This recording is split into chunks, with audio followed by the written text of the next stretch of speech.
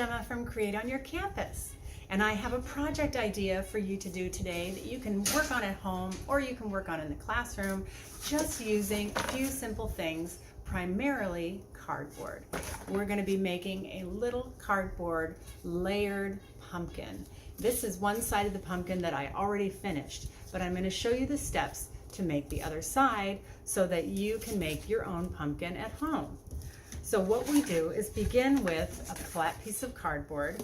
I already started doing some drawing, but you just take your flat piece and you'll draw a pumpkin shape. I'm going to try and draw it without even looking. I'm doing kind of a flat, squishy pumpkin like this. But this is your smallest shape. Then you just take it, and I'm going to cut it away from the cardboard first by cutting it from each side. I find that's easier for cutting hard cardboard. Now you can cut out your pieces just by cutting. I'm pulling it down so that I don't have them go flying. I'm just cutting little edges off to get all the way around. Let's see, we can do that again. You may end up with kind of a robot looking pumpkin if you do that. But that can be a little easier than trying to follow a line and cut out all the way around, which I will attempt to do here. Okay, so you begin, well, I didn't quite get it, but I see now that I'm looking at it. Okay, now it looks kind of like a bean, but that's our smallest piece. Then we take another piece of cardboard and we lay it down on here, and now instead of tracing right around it, you just draw a little ways apart from it, probably like a finger width apart on the whole pumpkin piece. And they can be a little different. Whoops, I just ran into it, so I did the same shape, so I need to go up. We're going to be painting these pumpkins, or you will paint your pumpkin, so you don't need to worry about pen marks. All right.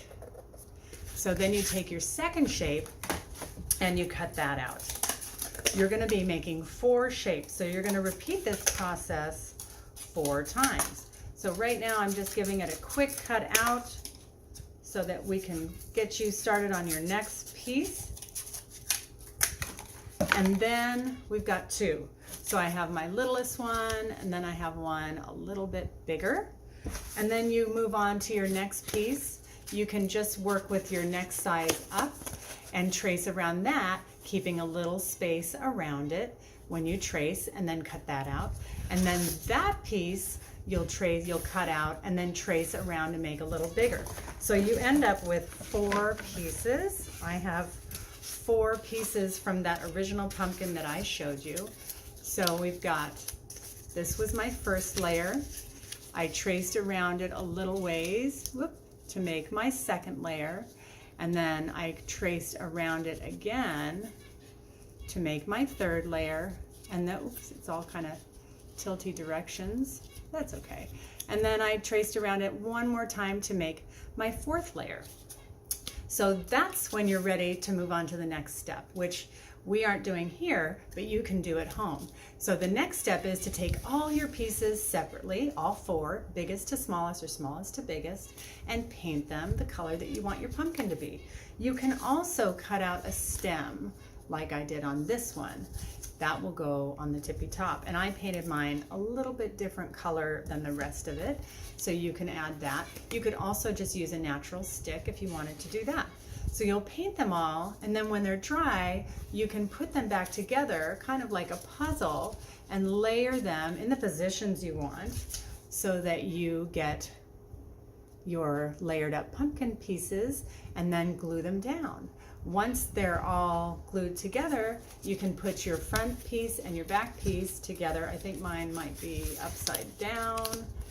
And then you have a whole pumpkin.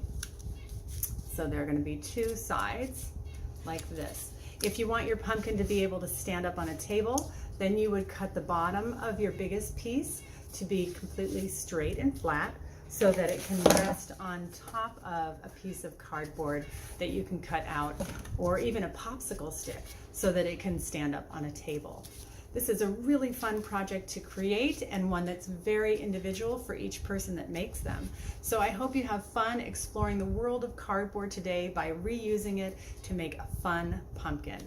I will look forward to seeing you again next time. We'll have another cardboard project in October.